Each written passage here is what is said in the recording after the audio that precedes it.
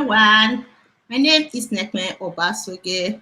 You are welcome to Nebo TV, and today we are having a guest from the United States, a registered nurse and the founder of Angel Wings Africa Health Empowerment Foundation, Angela Uhomoibhi Oriakhi. Hello, Sister Angela. Hello, Neckman. I can't see you though. Is that okay? It's okay. It's okay. Okay. Okay. Thank you for joining us today. Thank you. How are you? I'm doing good. I see you've been having a lot of interviews with a lot of people. I'll tell you right now, you're doing great. And Thank you. that's your way of giving to the community. I tell people when we on our live videos, it's a way of giving to our community when we tell people what's going on and also just alert people of what they should be doing and what they should be expecting. And I thank you for that.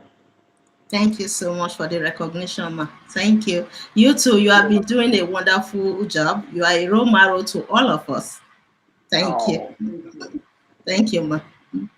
You know, we are all from Edo State. We can't be quiet. We can't just be Yeah. quiet over the crisis, especially the political crisis in the state. Okay, and today we're going to be looking at some of the issues affecting people in Edo State. Okay, the political crisis, the rift between Adams Oshomole and Governor Obaseki is becoming inevitable in the state. Is what exacerbated this political crisis in Edo State. So Right. I know that you have been following the trend a little bit, right? Yeah. So what Yeah. do you think we can do right now to impact Edo State? So, Governor Basaki, I the last Zoom, I think it was you that asked the question about security in the state. Yes, I And did. the answer was if I follow up with because I after your show I do share attempts and I listen to some of the because it concerns all of us. Anybody that thinks something that happens to Nigeria or something that happened to Edo State is none of their concern because they are in diaspora, that is not good thinking. That is our home. That's our foundation. We should be worried and we should all contribute our 2 cents to what goes on in Edo State. So, first of all, I see Governor Baseki said um, when you asked about the security questions in the Zoom meeting, he said, what happened if the commander in chief is the one being attacked? Mm, That is worrisome. mm, That's very worrisome. In the sense that the commander in chief should be in control 300%, if not 1000%. So exactly. when he made that statement, I'm like, oh my God, okay, what are we against? If where we can run to, the law is telling us that he's afraid and he's out of control, Mm, then how are we going to handle that? So, my advice to him, I'm not a security expert in any way, but I've seen people do it in other nation and what works. So my advice to him is for him to be in control and for him to be the commander in chief like he is, and he needs to put security system in place because even in the Western world where there is at least fair election, there's still, you might not even see the policemen. Their car might just be far away from the booth. You don't even know if people are voting. You just go in there, do your a little sleeping, and mm, that's that. I don't know why we shouldn't be that way too. We are human beings too. And when the government is being attacked, that is disrespectfulness on as a citizen. You are being disrespecting your laws, mm. and you are being disrespecting the people that are supposed to be in charge, and that's you rubbishing your foundation. So and all the police commander or commissioner, whatever you have to call it, I think they should be taking command from the commander in chief, who is the governor. So you should take command from him. Everybody should have to, if that's how we are with our election, the policeman should be stationed in every location. That's how I feel. Yeah, So if you're gonna act like an animal mm, instead of a human being, then you should be treated as such. And if you're gonna act like a human being, you just go in there, throw your vote, and get out. And when it comes to the counting, let people count fairly.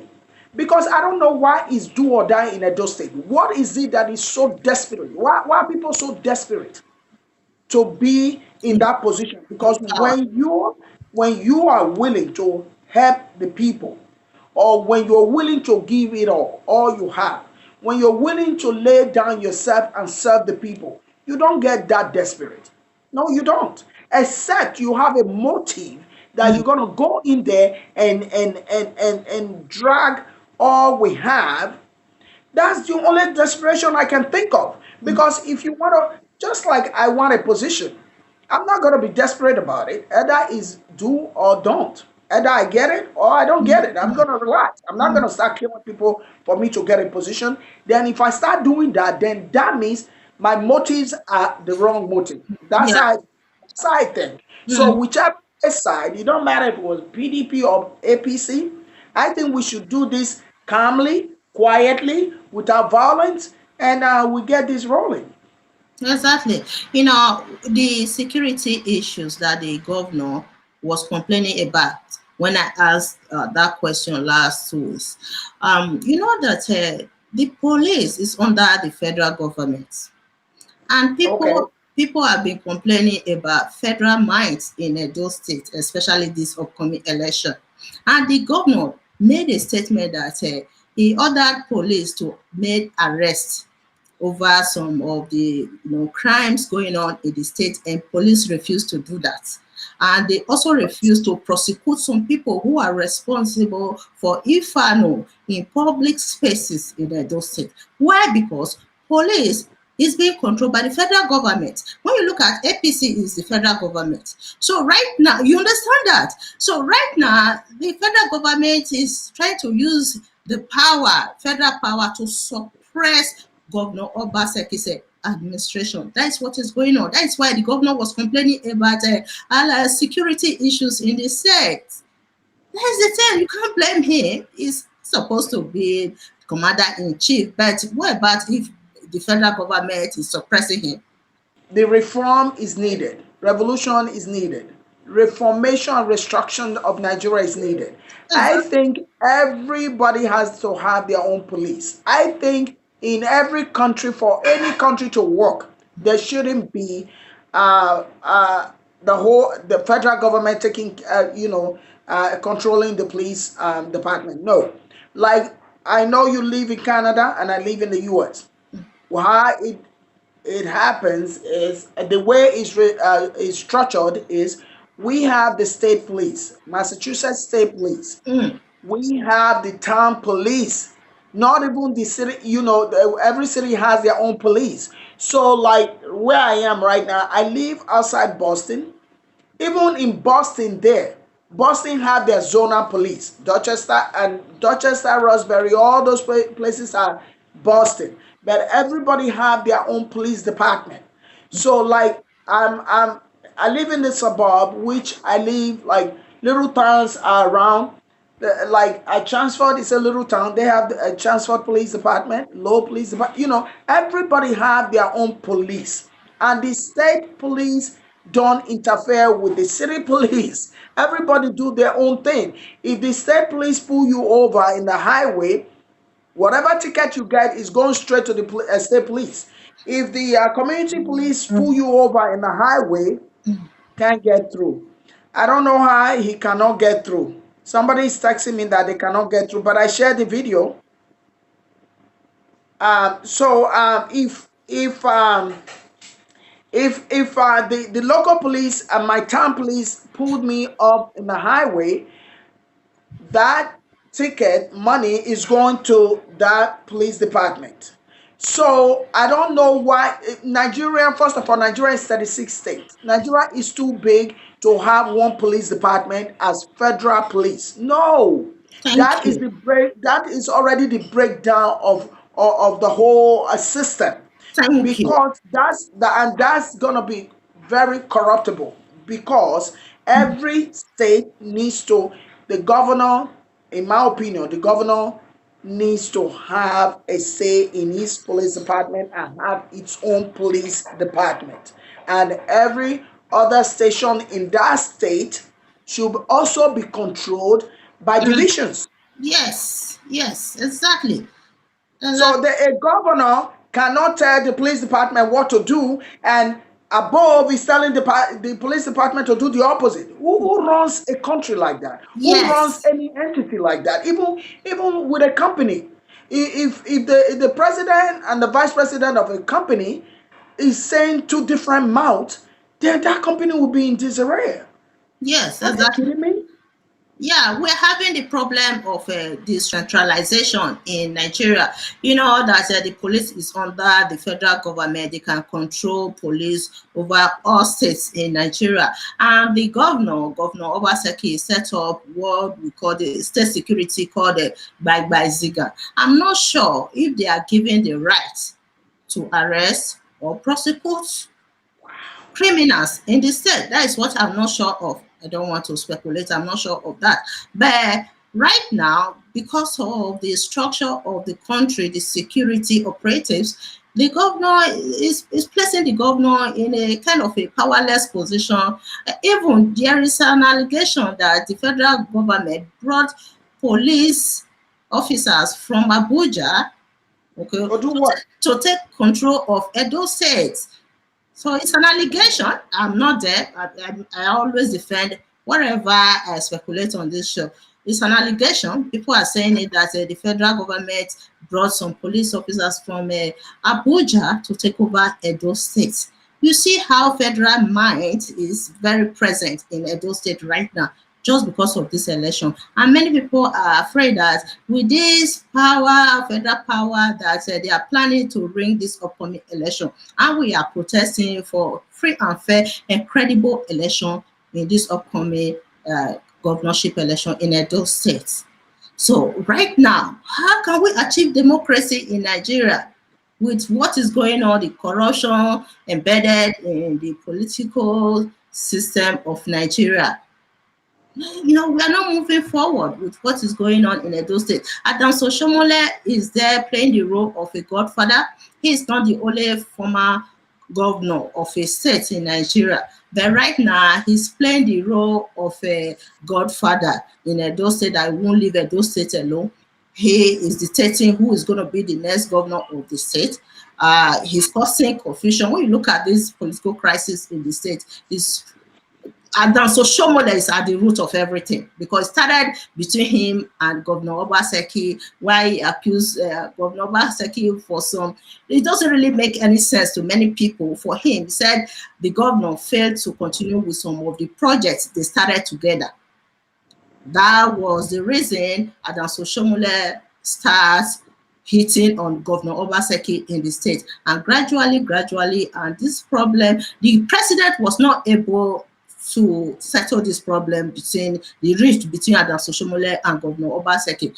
That's what led to the disqualification of the governor. You heard about that. You saw it on the news when Governor Obaseki was disqualified from APC. He disqualified a So city governor, a city Ikube yeah, was disqualified. so I did a video about that, Mm, and let me just come in for a minute. mm, I did a video about that, and I want to clarify to everybody: no matter where you are, you must speak power to the truth, because whether you hate Obasaki or you hate Izeyamu or you hate Idito Sokoma, well, because we're forgetting that it's three candidates. mm. Uh, Whether you hate any of the candidates, but say the truth and speak to the power. That's the only way our people will be liberated. Because there is no way you can. It doesn't matter if you love Oshomole and he's your father or whatever. You can correct your dad when they're wrong. That is totally wrong, because you cannot. It's just like you're telling okay, our election is coming between Biden and Trump. It's just like somebody will come from nowhere and say, Trump, you are disqualified because your credentials were never right. Well, you know who's going to go to jail? The person that screened Trump and told Trump it was okay to go. That person will go to jail because they didn't do their job right. So if Oshomola is really right in his right mind for bringing, he at least him and his entourage would have screened Governor Baseki and know that he's qualified. For the first one, for the first election. Yes, for the first election. So if he wasn't qualified and you're telling us he's not qualified now, you should be the one to be going to jail because you did the screening and you did a lousy job. So for you to go unseat the sitting governor, that's totally wrong.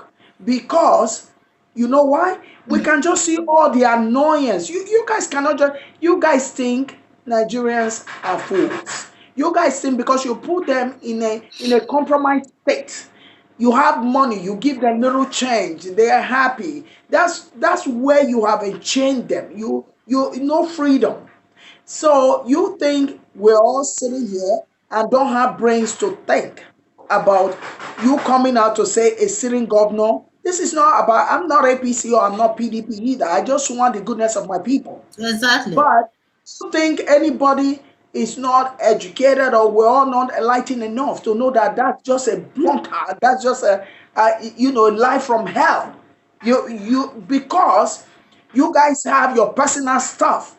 You guys are being self-centered. You're not thinking of any other person but yourself. You're not thinking of the child. Have you been to Benin lately? You stop at Ring Road. 20 more than over 100 children, 50 children will run to your car like hell. And they will tell you straight, Mommy, I'm hungry. You are not thinking about those children. You are not thinking about the pensioners who have worked 35 years of their life and it's time for them to enjoy before God calls them.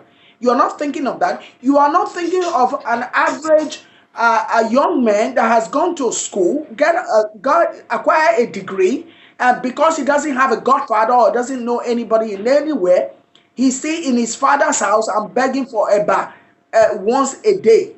You're not thinking of all that. All you're thinking about is the power, is the name, is you, and you. So that is totally wrong. I'm against that. When people are self-centered, I don't do well with self-centered people. I don't do well with liars. And I don't do well with people who are greedy. And I don't also do well with people who don't think of other people except them. You want to cozy your children in a very cozy country that people have worked hard for. But the country that you have ruined, you want those children to be there in slum. And you're going to pray to God and go, okay, you take their money, you go do Thanksgiving in church. How ironic is that? Yes. You just said something at the beginning that somebody who screened Governor Obaseki during the first election supposed to be prosecuted. And then Soshomole, because Nigeria is a lawless country. Otherwise, according to what you just said, you screen someone in the first election, passing, second election, the same screening, the same credentials, and you disqualified him. You know his excuse. You know he said he was negligent, that he didn't pay attention at that time. Pay for it. He said, so pay for it. That's what he said. For it. He said, so pay for it. Yeah, that's all. He said, I'll blame myself because I didn't screen him properly. I just believe everything he told me. That's what. Is that an excuse in a country governed or ruled by law where there is law? Is that an excuse? You're supposed to be prosecuted for screening somebody. Yeah, if really there's law in Nigeria. That's why we say Nigeria is a lawless country, and the politicians, they believe that they are just too powerful to respect the rule of law in the country. That is the number one problem we are having. Yeah.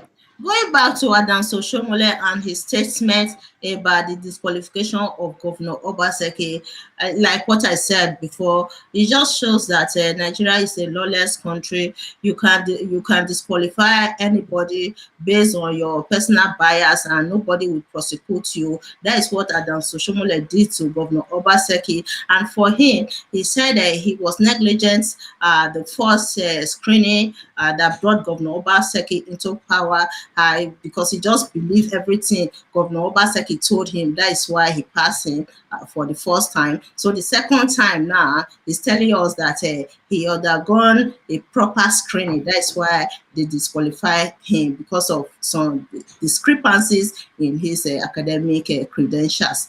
So right now, you made that mistake for the first time. So nobody is prosecuting you. And we said we have rule of law in Nigeria. If such a thing happened in the Western world, Canada, where I am, that person will have to face the justice system for being negligent. But in Nigeria, it's not like that. And the politicians, they believe that they are just too powerful to respect the rule of law in the country. Yeah. They Yeah. infringe the rights of citizens. They violate the rule of law in the country. What do you expect when the head is rotting? What do you expect the body to be? When the leaders are corrupt, what do you expect from the citizens of the country? That is why we are not moving forward in Nigeria. We can't be in the West here, just be quiet, looking at them leading that country into flame. We can't be quiet. We can't be quiet, honestly. Democracy must flourish in Nigeria. People are attacking me that I'm not supposed to be saying anything. I should be neutral. Neutral for what? Neutral for what? So if I'm neutral because of my profession, you are not a politician, Sister Angela, you are a nurse. Neutral, a nurse is not a politician, a journalist is not a politician, a mechanic is not a politician. So how many percentage of Nigerians are politicians? So which means all of us, because of our profession, we have to be quiet and neutral. Why would we allow all these people to lead Nigeria into flame? Hmm? Who is going to suffer? All of us. I know that I'm living in Canada, but I have family in Nigeria. And Nigeria No, is my, no, our foundation will suffer. Our foundation will suffer. Our heritage will suffer. I don't care. Like I say all the time, I'm a preacher of that. I don't care what passport you have. I don't care what passport you have. You could have blue passport, green passport. I have blue passport. But how about my green passport? Why should my heritage be destroyed by just few people? Why thank should that be? Why should my children who are born in the US that have gone to Nigeria and enjoyed it and wants to go over and over and even go there without me? They have gone there. My daughter has gone there, spent 5 weeks. Why should I stop them from knowing where they come from? Why should that be? So if there's no security and if there's no I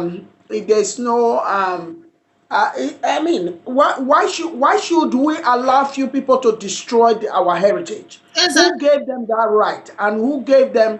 Is it because they were voted in? That is the right you think you have more than every other person? No, no, nobody is more Nigerian than anybody. We're all Nigerians, and we're all from Edo State. You are not more Edo more than I am. Because of your last name, don't make you more Edo more than I am.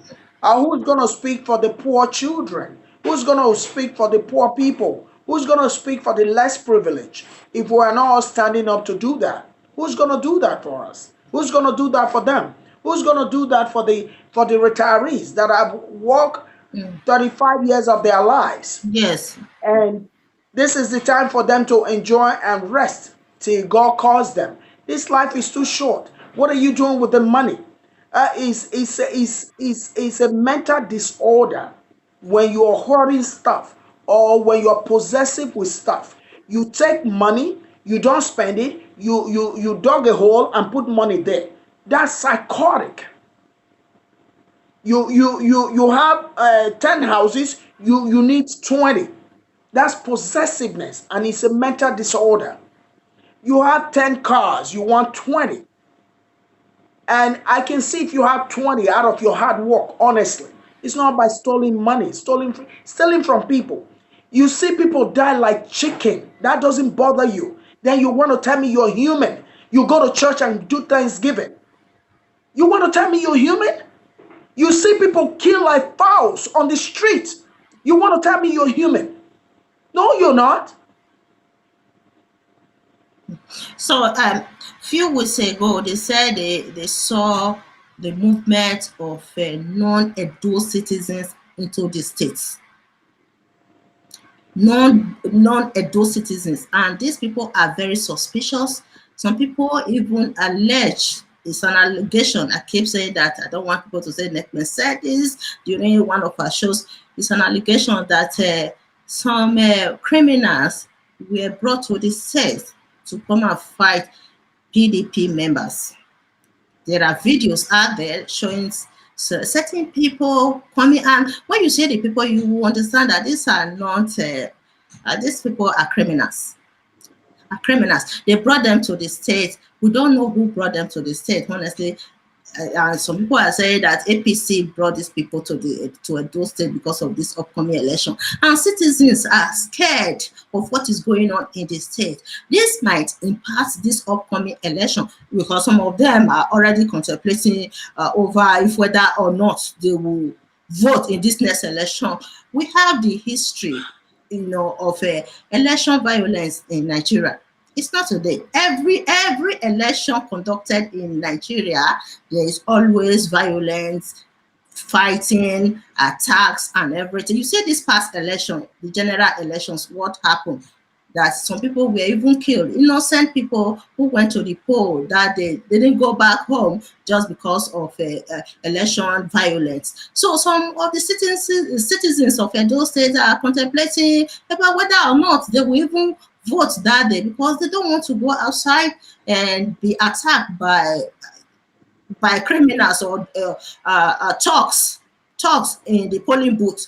So right now we are in diaspora. How can we impact this upcoming election? Will these people listen to us? Some of them have been saying that we are just making noise from diaspora. We cannot impact the election, given that majority of us, we cannot vote. We are not eligible to vote from diaspora. So they don't take what we are saying seriously. So I don't know why they think we in diaspora, me for example, um, we work so hard here. Let me break it down just a little bit. In diaspora, we do have fun. I'm not gonna say we don't, but we work more than we have fun. So the few times you see us in the party and all that, that just like once in the 2 months or 3 months. But we work more than we have fun, and that's what make this country the way it is. When people have fun more than they work, it's trouble. So in Nigeria, people want money that they didn't work hard for. That's why they don't have the culture of, oh, let me not ask. Everybody think asking or begging is normal. No, it's not. It's not. Even the diaspora children's mind, you can tell it's different from where we're coming from. That mind, that mindset. The diasporan child, a 16-year-old or a 16 and a half-year-old that has a little grocery store, a little kitchen job, will say, no, I'm not going to ask my mom for money. I have my money. That is their mindset because they know they have to be on their own. But we carry, you will see a 25-year-old because the father has money. She doesn't think she should work hard. And that has to be, this is where all this is coming from. People wants to, okay, you want to rip somebody off of who don't even have. You didn't go to school, but you want the mansion that a PhD person has, Yes, no matter what, by fire, by force. And then you have to drag it out of people's pocket, however you want to do it. This is all wrong. We got it. The beginning has been wrong. How we can rectify it is what we have to really look for. And that is going to be a long haul. A long haul. I'll tell you right now. You say the diaspora. We are here. I have seen people, I've heard people that has been in a diaspora, wherever it is in any country, that hasn't been home for 15 years. And boom, their father dies. Boom, their mother dies. You think that is a joy for us? You think all the years and all the days we have missed with our loved ones, you think, coming to diaspora, who wants to be in anybody's country anyway? This Exactly. is a voluntary exile because where you're coming from is not conducive. That's why you're asking for help. How many times have check an American, for example, let them travel for 1 week to a different country. They can't wait to come back home. When home is comfortable, who wants to go out there? So all these years and minutes and days and everything that everybody has spent in the diaspora without their siblings, you don't even know who your sibling is anymore. You can't even understand your mom anymore because you haven't had that bond. You think that will ever come back?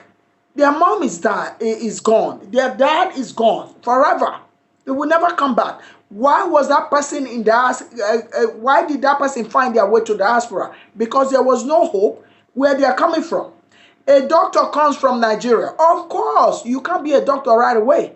A doctor will become a CNA, nursing assistant. And that CNA, you still have to go to school for it. A nursing assistant. A nurse is speaking down on a doctor who is about 60 years old or more. You think anybody would be 60 and being comfortable with being a doctor in their own country and wants to come and start all over? I know one Russian woman that came with her family. They were both doctors, both husband and wives. At this point, she said there's no need. She just became a registered nurse, and that was that. So these are all the things the politicians do in all this dysfunctional country that they don't get. We in diaspora, because we are speaking, we want things to be better. It's not because we hate you guys. It's not because we even know you personally. It's because you need to search your conscience. If you're I talked to a family member once that is friendly to a minister of whether it's health or so. She sat down and said, man, there's no hospitals in this country. I can really help. I'm not really looking for the contract or anything, but I have people who can really give us good hospitals if we can really get on it. She sat down, she said, so my person brought the hospitals that can be placed in places in Nigeria so people won't be dying carelessly. Because as you know, Sister Nekben, we have the shortest lifespan in the whole world. African have that. You know why that is? Because we don't have facility where we can maintain our health. Exactly. That's number one. That's on the politicians. That's on them because they didn't provide hospitals for us. So now she's telling her, oh, Nigeria is not ready for that. So my person said, what do you mean Nigeria is not ready for this? He said, they won't let me. So I be damned, for my own person, I be damned if I'm in a position where you have to tell me what to do instead of allowing me to do my job. I will resign. And I'll tell you right now, any minister or anybody that is being controlled to share the money and not do their job accordingly, you have your conscience to deal with. You have God to answer. And you also have a generational curse you are bringing to your family. Don't do that. If you have to stand alone with the right thing, stand alone. Stand alone is very, very important because that's why when they say politics, you see everybody, every decent person runs away because everybody just think it's a dirty game. When you say you're a politician, you have a stigma, especially a politician coming from Africa, the whole Africa as a whole, not even one, Yes. and Nigeria especially. When you say you're a politician, people look at you and say, oh, okay, you guys are bad people. It's like enemy. There might be some good ones, but look at what we're dealing with. Look at what we're dealing with. If they Yes. think this is a joke, there was a video that I showed on my show where a Chinese guy wrote this our African American sister, the Queen of Africa, she talks about Chinese trying to invade African land and all that. So this boy was so bold enough, ignore that African leaders has borrowed money upon money that they don't have no accountability for. This boy was bold enough. He showed his email, he showed his address, he showed his telephone number, he showed his ID, he showed his picture to answer that our sister, Queen of Africa, she's African American, to say, I think you should stop talking about Chinese people trying to evade Africa. Chinese people are more superior to African people, and we also have the brain to manage your land and your resources. They need Chinese people to manage it because we are inferior. We don't have the capacity, the capability in our brain You to see? manage our resources. If that's not an insult, then I don't know what insult is. But again, if you look at it, our leaders and our politicians will see it as insult. Because when you owe somebody, you can't really speak, especially when you don't even know how you're paying back. Yeah, the issue of Chinese and Africa, I hate when people always blame the Chinese people. It's the same thing. When you look at the history of Atlantic slave trade, what happened? Go to history, go study history, and know how African nobles were selling their own people to the Europeans. Today, we are blaming the Europeans for slave trade, but we have to also look back the root causes of slave trade No, in no, Africa. no, I'm not really blaming them. No, it's just that one video that I'm Mhm. really addressing. If people don't wake up in Africa at this time, That's then I what I'm don't know when they will wake up. exactly. Africans Because are the let me tell problem you, of Africa. yes, let me tell you something. Let me tell you something. I posted it. I said Chinese would borrow from Africa if we have the right leaders in. What I mean by that, because we have the land, we have the resources, and we have the manpower. But we don't know what we have. That is the problem. No, Corruption. no, the world cannot survive with the without the African continent. Period. But these leaders, they think when they destroy their own, they will have where they will be rescued. Wrong, wrong, wrong. Did you say what happened? What happened recently during the coronavirus? That many of the politicians were not able to leave the country to seek medical attention in the West or other countries in the world. I'm saying it. It's what happened. Okay, politicians they don't care about the healthcare system in the country.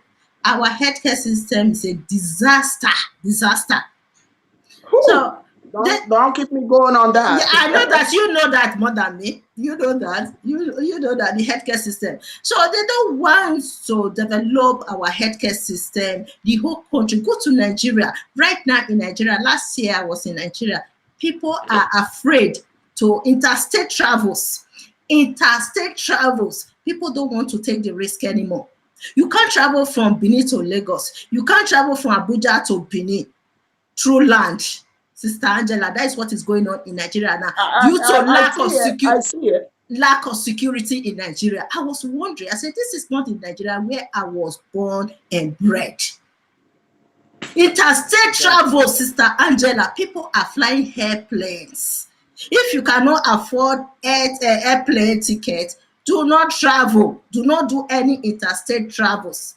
Lack of Can you imagine? security. People are being attacked on their way. Sometimes criminals, all these bad guys, they will intercept buses, transportation buses, and kidnap everybody inside the bus and demand for ransom. In some cases, some people will end up dying in the hands of the kidnappers. Nigeria has become a dangerous zone that you cannot travel from one state, interstate travel. Don't take that risk. That's what is going on in Nigeria. So growing up in Nigeria, um, I mean, I came here in my early 20s, and as anybody can see, I'm over 50. So, growing up in Nigeria, I went to school in College of Education in Nigeria. I just want to show you one picture. Is it the same Nigeria that we grew up? Somebody was telling me the other day, I said, how about a student? Do they still do rag day? They said, rag day? Oh my God, you want to be arrested? Because I know at that time, the student's voice is always being heard. When the student starts, especially university students, when they start, that time, no shooting, nobody even harass you when you protest. Uniben, I can still recollect, Uniben student, we just like if there's a Coca-Cola a truck coming or any of the trucks coming, they will just stop the driver. The driver will just give them way quietly. And somebody, they will tell the driver, go on, we're going to riot today. All of them, they will be inside that truck. And the governor will come out and say, what is the matter? And they will dialogue and everything will be settled. That is the Nigeria that I grew up. For me to see people protesting and people being killed. Let me see. Let me see if I can pull this thing out nicely. So this is rag day for me. I don't know if you guys can, if you can see it. I can This see is this. this is rag day for me and my friends. When Oh, we had that's my friend, uh, and that's me, that's another friend, Helen, and that's me in the middle. Hold on. uh, And yeah, that's me right there during the rag day. So we had rag day. The universities have rag day. The College of Education had rag day. We had fun, and the rag day, the money we make, we give it to the poor. Like that's the Nigerian that I'm that I know. That is the Nigerian that bleeds my heart. That if we ever get this back, that when students just say this is what is annoying us, we are not getting our buzzer money, we are not the food they're cooking in the canteen is not sweet enough, and a leader will listen and say, okay, we will do this, we will do that. Where have all that day gone? so we said we are celebrating 2 decades of consistent democracy in Nigeria in There's corruption. no democracy. We are we're, celebrating we're, it in we're just corruption. lying to ourselves. Exactly. We are celebrating it in corruption. What democracy? And that is what we were discussing yesterday, that the word democracy only exists in theory in Nigeria, in the constitution. Not until they start practicalizing democracy in Nigeria. We are not running a democratic government in Nigeria. Look at INEC. INEC can be compromised in Nigeria. People, Nigerians, they should protest against INEC in the country. I'm not seeing anyone doing anything about that. INEC, in order for democracy to flourish in Nigeria, we should look at INEC first. INEC in Nigeria is the worst institution in the country. Honestly, it's so corrupt that they can be easily compromised in the country. Look at since APC came into power, they said they have never lose one state in Nigeria during governorship elections. So they What ensure is that? What is that? they ensure that they ring elections in all states. So Zamfara, what led to the crisis in Zamfara that PDP won the state? You know what happened? The APC won the state, but because of court cases, that is why Zamfara came under PDP. Okay, Bayelsa State as well. APC is very unpopular in Nigeria. You will ask why?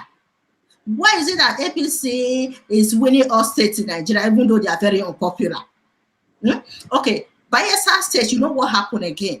APC won the state. They ran the election and won the state. It was through the courts that PDP took power. You know what? APC deputy governor submitted some academic credentials with some discrepancies. So they took the case to court, disqualified the candidate. Then PDP emerges as the governor of Bayelsa State. Otherwise, since APC administration, this current administration, we have never had any free and fair election at all. Never, never, never, never. The INEC boss, the so-called the INEC chairman Yakubu, he is number one APC boss, not INEC boss. We should be calling him APC boss. He's the one under all this problem in Nigeria. INEC, Nigerians should all stand up and fight against INEC in the country. Otherwise, democracy will never strive in Nigeria. Honestly, that is the problem we are having right now. We have to look at INEC before we look at the corruption existing among Nigerian politicians. So democracy is only in theory in Nigeria, not in practice. This next election, we are protesting for free and fair and credible elections in Edo State. Look at APC members, what they are saying. They said PDP has the crowd. PDP has the crowd, but APC is going to the government house. What does that mean? Let me come in there. So we with our words, let's say we shouldn't be used to threats, but unfortunately we are used to that. There are some words you would say, even when I do my program, I tell people, do not use threatful word. I cannot afford it. I live in a country where threat, verbal or physical, is not acceptable. So I'm not, and I've adopted and I've adjusted to that. If you want to call it, oh, that woman is always afraid, call it that way. That's your business.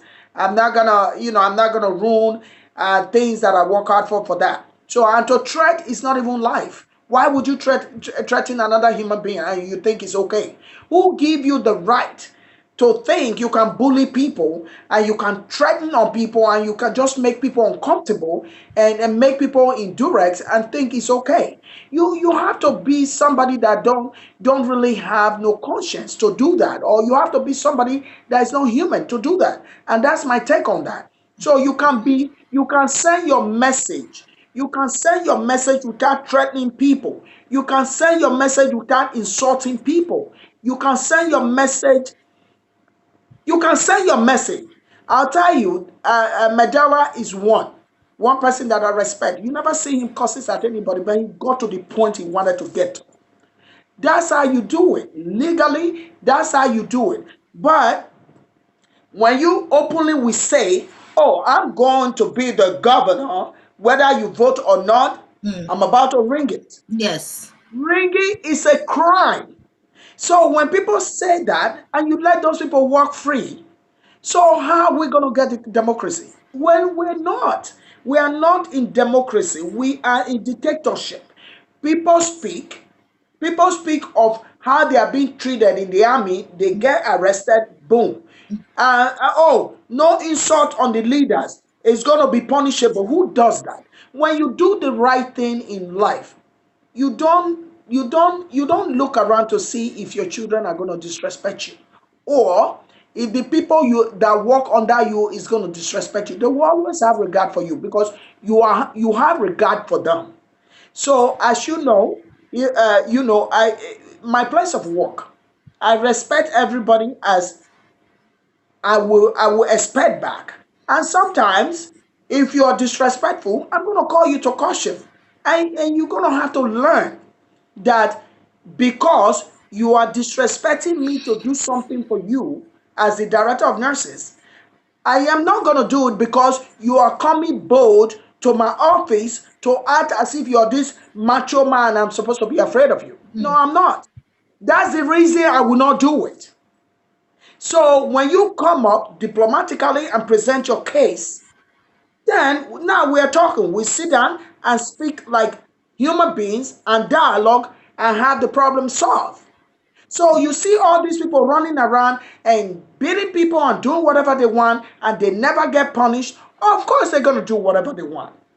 Human beings are going to do whatever they want when they know there's no consequences. They have been sending me threat messages, Sister Angela. It's very obvious right now. APC, or not APC, I have to be careful when I say APC. Right now in Edo State, the APC is divided due to this lack of eternal democracy, So what are they threatening you for?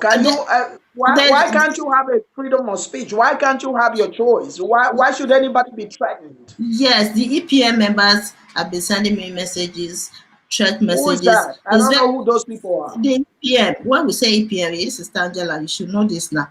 EPM No. members, okay, let me explain the definition of EPM members. In Edo State, APC is divided into two parts: the fractional APC, also called the EPM members, while the other side of APC, they consider themselves as the authentic APC members, while the fractional APC, also called EPM, the governorship candidate emerges from the EPM. That's what is going on in Edo State right now.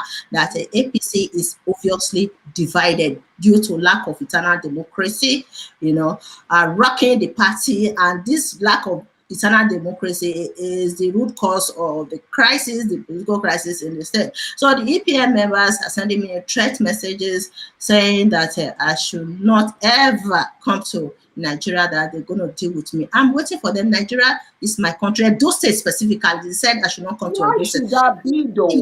Why should that be? When I'm in Edo State, I will broadcast live on YouTube and Facebook so that they will see me. There's nobody can stop me from my states. Okay, we all have equal right over Edo State. Adam Soshomole is not the owner of Edo State, neither the EPM members. We are all members of Edo State. We have equal right. Nobody can suppress me or suppress my voice or even restrict me from entering my own state. That's what is going on now. Many people saw the comments on my YouTube channel. They keep threatening me. Even someone even threatened me physically on the show when I interview one guy. It's a long story, Sister Angela. So for me, I'm not afraid of them. I'm not afraid of. No, I'm not afraid no, of them. Never. no, no, no. That's So, Nigeria. but in all that being said, we need peace in Edo State. When you experience war, you don't want it. I have listened, I have sat with my Rwanda friend when she explained some certain things about war to me. Oh my God. I'm like, you can't make all this up. Is this real? She said, what she told me still bothers me. And I see her tears after, when was the Rwanda genocide? That's over 20 years ago. When she talks about it, just a few ones she will talk about. She has tears rolling down her eyes. Of course, my eyes won't be dry. And you don't want war. All these guys, clamoring for war. Do you know what war is all about? You don't want Edo State to be a ghost town because that's what Rwanda was after when the war was over. But look at Rwanda now; they're one of the best country in. They should be number one in Africa because it took just one right person to come in, Kingami. It took one person to come in and clean everywhere. So when you respect yourself and respect your people, people will respect you. When you disrespect your people and disrespect yourself, nobody will respect you. That's just my message to these leaders. Again, before you fight for Pastor Ibeyamu or Basaki, Governor Basaki, think. Know that after the election, these people will not be enemy, and we don't expect them to be, because Yes. that's what election is all about. They will still see each other and they will still greet each other. I Yeah. hope they do that because that diplomacy, they will not be enemies to each other. They will not. So you that is there trying to kill yourself, you trying to stay in the gun's way. You want your head, your brain to be blown off. The only person that will be sad and that will lose, that will have mental issues because of you is your mom, your dad, and your siblings. So don't be foolish. Don't be foolish and go stay in God's way or carry a gun for anybody. Let's have the free and fair election. Let Edo people speak for themselves by voting right and the count goes right. Don't do that because when we get a good governor in, don't think about what you're going to get. Think about when we get a good governor in, I'm going to get a job, and there will be hospitals, there will be roads, there will be water, there will be light, there will be everything. Now we can enjoy till God say it is. Don't look for the quick gratuity, the things that you can, the little thing that you can just get. Let's say they gave you 1 million naira, 1 million naira. You buy a house or you build a little 2 rooms and buy a car. I'm telling you right now, in the next few months, you will be broke. And that's not longevity. The longevity is when you enjoy all the amenities. That's what you want. We want peace in Edo State. Let's vote. Let's count it right. INEC, if you're coming to Edo State, you better be bringing APC, PDP, AAC representative to witness the count. We don't want just APC in Edo State to control the election. We want all three parties or 10 parties to be present while it's being counted and counted fairly. We don't care who wins, but whoever takes a door to the highest and to the next Next, level is who we are looking no, for. before. So when you are too desperate in getting to that position, then you are going in for your own selfish interests. Let the people speak. Let the vote count. That's my conclusion. Sister Angela, one other thing that is very, very important in this upcoming election, we should also encourage our people back home, and they should understand that democracy is very pivotal in this upcoming election, that they should not collect money from any politician. I called Yes. someone, I don't want to name the person, I called someone 2 days ago in Edo State, in Benin City, asking, I said, who are you going to vote for? I don't want to mention any of the candidates. He said, look, one of the candidates, that is the APC and PDP, say one of the candidates is too selfish. Because of that, he is going to vote for the other one because they gave him some money to run the campaign, a little bit of money. He said the other candidate is too selfish. He said nobody is going to vote for him because he's too selfish. We want money. I said, what about the development that the government will bring? He said, what development? He said, people are hungry in the street. If you don't give them money, they are not going to vote for you. That's what he told me. I said, my phone almost dropped in my hands, Sister Oh, Angela. My phone almost dropped in my hands. It's like we are just wasting our time protesting from diaspora for free and fair election. These people, they are very money conscious.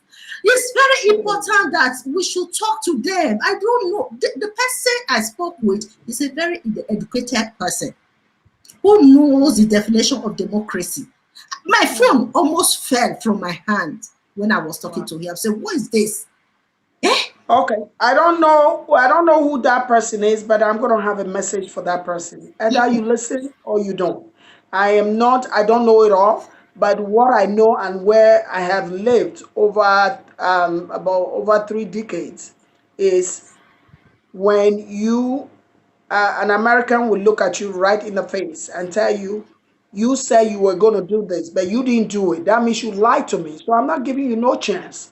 And that politician would take it and say, okay, I'm sorry. Or would take it and just listen to her. They will not start arguing because it's a fact. But we are in a country where thieves are being celebrated and the humbles are the bad ones, are the leftovers. I'll tell you right now what money does to you, and that hunger will continue when you take that money. That is just the fact of the issue. So, what that money will do for you is a temporary thing. And I'm so shocked that you are educated and you have that reasoning. What that money will do for you is a temporary thing. And when you eat that food, it's all carbohydrate anyway. When you eat that food, that will not last you for let's say about a month or two. And when that is done, that is done. How about when you fall sick? You see how much we have as diabetes patients? We have a lot of diabetic patients. You know why? Because we are not eating the right nutrient. We feed on carbohydrate morning, day, and night, and that turns into sugar. And you know why? You don't have the hospital to go manage your diabetes either. I'll Okay. tell you right now, I have some patients who are 90 years old and they are diabetic. They are diabetic. They are 90 years old and diabetic. God forbid, most death that we have had in Nigeria that never even had a chance to be diagnosed as diabetes, as diabetic a patient, is because they have gone in diabetic coma and they have died. That's what it is. So the money you have taken had robbed you out of having a functional hospital where you would have been gone to get treated if you have such. The money you've taken have stopped the good schools that our children would have learned and be better people and better leader. The money you have taken away our lights. The money you have taken away our road. You might hear me and you say, she's saying her own because she has food where she is. But you want a long longevity. It's not quick gratuity. You just grab it and eat. Mm, Skills. mm, So you have all these amenities going around. You will enjoy it, and your four and your great grandchildren will enjoy it. When you take money from the leaders, you are not showing them how to treat you. You're only telling them that you're a piece of buy over. That's what you're telling them. You are telling them Yes. you can buy me over cheap. 5,000, oh, bring her. You can buy me over cheap, and I'm just here at your service. Mm. You will always be enslaved under them. Yeah, But exactly. when you stand up to a leader and tell them, listen, this is how you should be treating me, this is what I should be getting as a Nigerian citizen. Bingo. They will straighten up. You see why it's been the way it is? Because of everybody that speaks like the person you spoke to. Mm. That's the thing. That's the thing. Well, Madam, he just spoke the minds of average Nigerians. I'm telling you, Sister Angela, when you read the minds of average Nigerians, it's just exactly what the man just told me. During election period, the past election period, you saw some voters going to the polling booth asking for the candidate that paid the highest bribe. We have to send them a clear message, these people, to vote their conscience and forget about peanut money that politicians will throw at them during election period. It's very important. Otherwise, it's like we are wasting our time here protesting for them. Eh?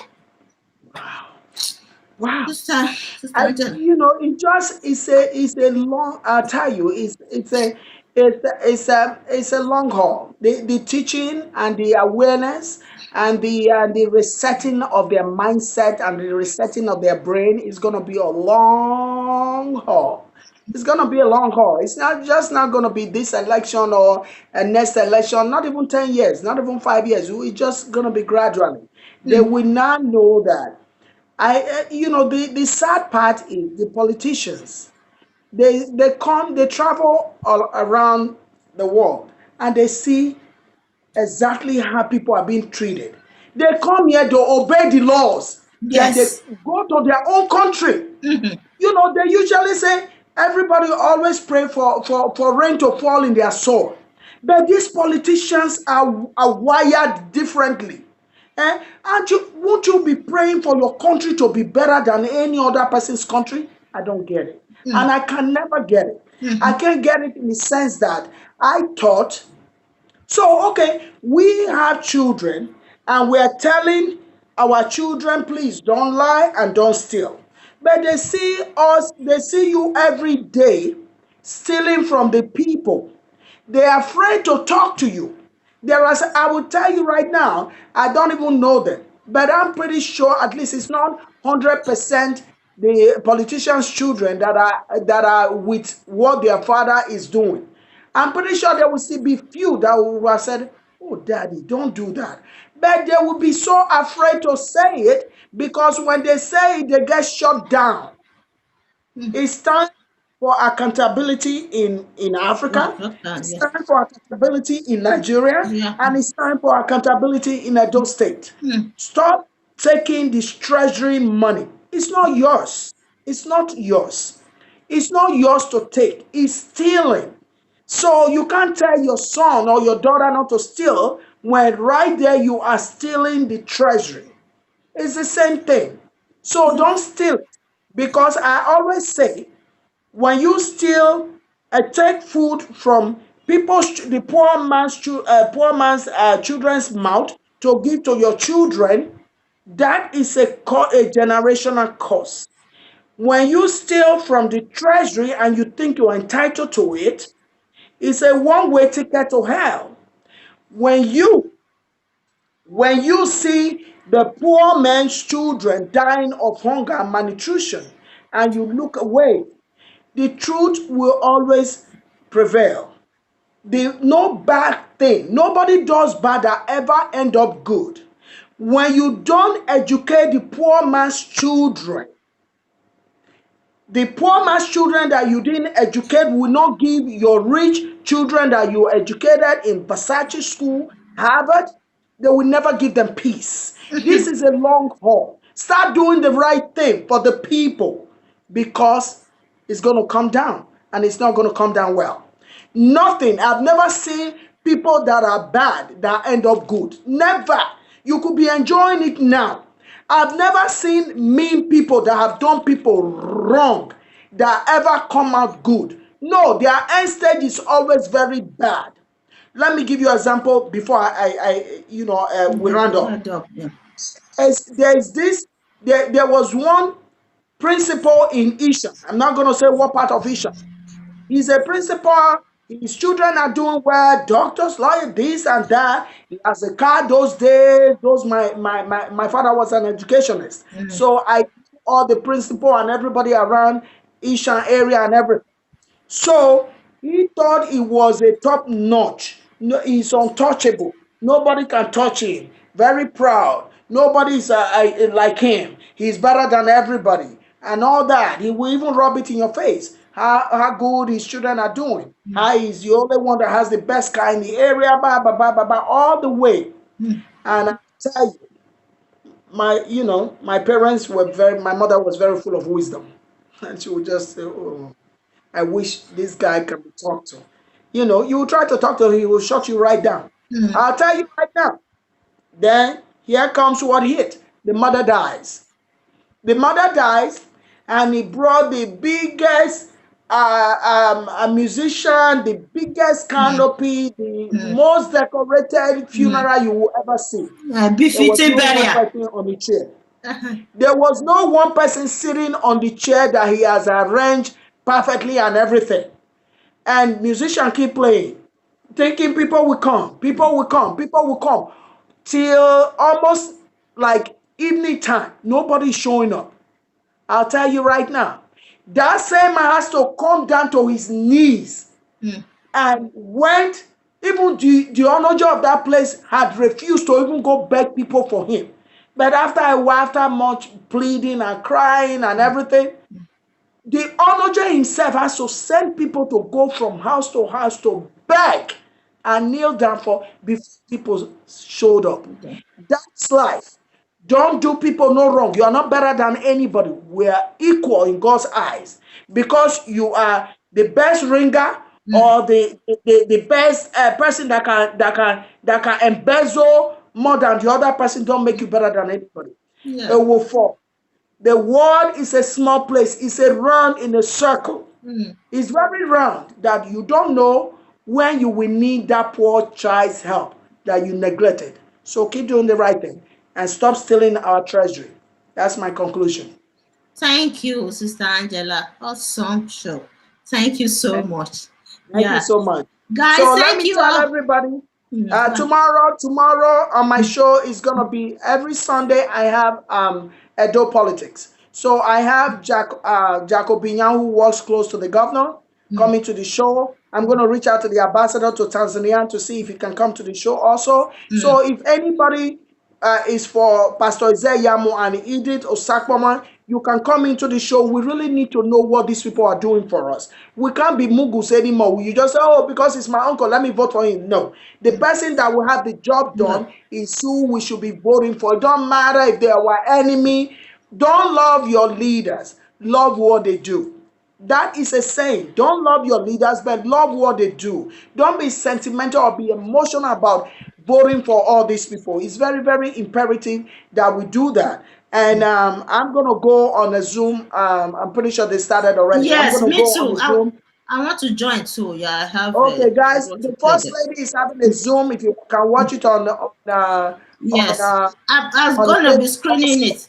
I'm gonna Yes, we screen it. need to Like, tell these people how to treat us. Even when there is a Zoom right now, we need to tell all of them that we are here in a Zoom. We want the Zoom to continue because we want to know. We want to evaluate you and assess you the very first 100 days.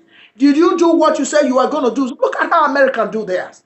They are not afraid of anybody. They take the microphone, bam, and that person knows that there have to be laws in Nigeria. There have to be oh, restoration in Edo State. This Zoom that is going on, yeah, we need to anybody that join. win, They're gonna be yes, waiting for me because I have to I have a continue role with the to play Zoom. there.